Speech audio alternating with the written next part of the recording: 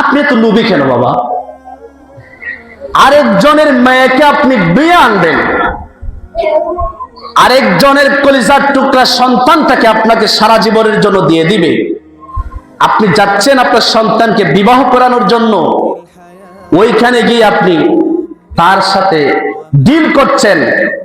বোঝা যাচ্ছে যে আপনার সন্তানকে, আপনার ছেলেকে আপনি বাজারের মার্কেটের মধ্যে তুলছেন। ঠিক না ভাই? ঠিক বলে বোঝা যাইতেছে ওনার সন্তানরা মার্কেটে তুলছে।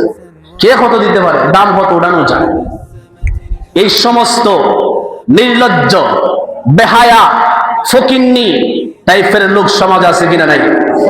আরো আসছে না নাই?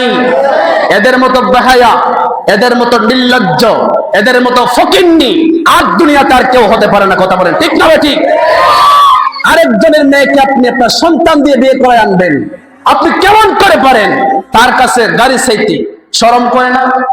এমন অনেক মানুষ আছে গড় উড়ায় 10 লাখ টাকা দিয়ে, আশা করে বয়াতে হে গড় উড়ানোর পরে আর কোনো জিনিস আনে না। আর 2 বছর পরে ফুলাডারে বিয়ে করাইমু, ইচ্ছা মতো গড়টা যদি খালি তাহে ব্যয় খাইলা দিব কেমনে? ইচ্ছা দু না হতে হে দেন ঘুরাই লড়লো আমার ঘরের মধ্যে কিছু ফার্নিচার দিব, কারণ দেখবো যে আমার ঘরে কোনো কুস্তা নাই। ঘরটা যদি খালি তাহে তাহলে সম্পদ মাল বেশি করে আনতার। এরকম সম্ভব পিতা মাতা আছে না নাই? এরকম লোক আছে কিনা নাই?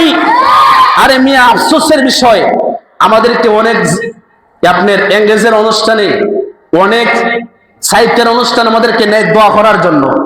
তখন দোয়ার আগে যখন মাঠ কথা চলে, কে কি দিব এটা শুনলে লজ্জা লাগে, আফসোস লাগে। আমাদের সমাজ কেমন হওয়ার কথা ছিল, আর আমরা আজকে সমাজকে কি করছি? আমি এ কথা বলার কোনো প্রয়োজন ছিল না। ওই যে ওয়াতানহাউনা আনিল মুনকার, অসৎ কাজের বাধা আমাকে করতেই হবে। আমি এখানে এই মহল্লায় থাকি, আমি যে মহল্লার মধ্যে যাই, অন্তত আমারই মানি দায়িত্ব হচ্ছে কথাগুলি আপনাদেরকে শোনানো। ঠিক না বেঠিক? সাবধান হয়ে যান মুসলমান। আমাদের মুসলমানদের বিয়ে হবে কেমন ভাবে, নবীজি শিক্ষা দিচ্ছেন কিনা? দেয় নাই। আমাদের আচার ব্যবহার কেমন হবে, নবীজি শিক্ষা দেয় নাই। নবীজি বিয়ে শাদী করেন নাই, ওনার মেয়েকে বিয়ে দেন নাই, উনি সাহাবায়ে কেরামদেরকে বিয়ে দেয় নাই? দিয়েছেন তো। আমাদের জন্য অহরহ হাজার হাজার শিক্ষা আছে, কিন্তু ওই শিক্ষা থেকে আমরা কিছুই শিখি না।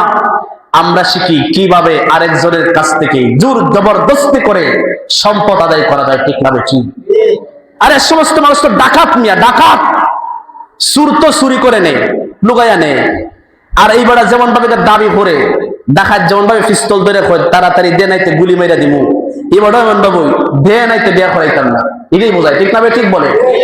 তাহলে এগুলা ডিজিটাল ডাকাতি, ডিজিটাল ডাকাতি। আমাদের সমাজে কি এটা হওয়ার কথা ছিল?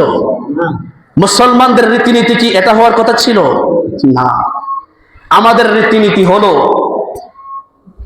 সন্তান শুধু এক পক্ষের যে কোনো এটা দায়ী, এটার জন্য দায়ী তা না। বাপের যেমন ছেলের বাপে, ছেলের চাচায়, ছেলের মামায় যেমন ভাবে এভাবে দাবি করে, মেয়ের পক্ষ বলে খাবেনটা কত দিবাই? 10 লাখ দিবাইনি। নাউজুবিল্লাহ বলবেন। কত লাগে? 10 লাখ দিবানি। তখন তুমি আর একবারে 10 লাখের কমে তোমার মেয়ের বিয়ে দিতাই না, তাহলে এবারে তোমার মেয়ের মাগনা নিবনি? মাগনা নিত না। এই দুই পক্ষের টেলাটিলিতে এক পক্ষ চায় R15 মোটরসাইকেল 5 লাখ 6 লাখ টাকা দামের, আর এক পক্ষ চায় 10 লাখ টাকার খাবিন। এই ঠেলাঠেলিতে অনেক যুবক ভাইরা বিয়ে করতে লেট হইতেছে। কথা বলেন ঠিক না বেঠিক? এই বিয়ে করতে লেট হইলে ওই তার যে অপকর্মগুলা, সে যতবার জিনার মধ্যে লিপ্ত হয়েছে, ঠিক টাইমে বিয়ে হওয়ার না হওয়ার কারণে তার যে গুনাহ হইতেছে, অন্যায় সে করতেছে, এই অন্যায়ের ভাগ কিন্তু আপনি গার্জিয়ান হিসেবে আপনাকেও নিতে হবে। ঠিক না বেঠিক বলেন? মুসলমান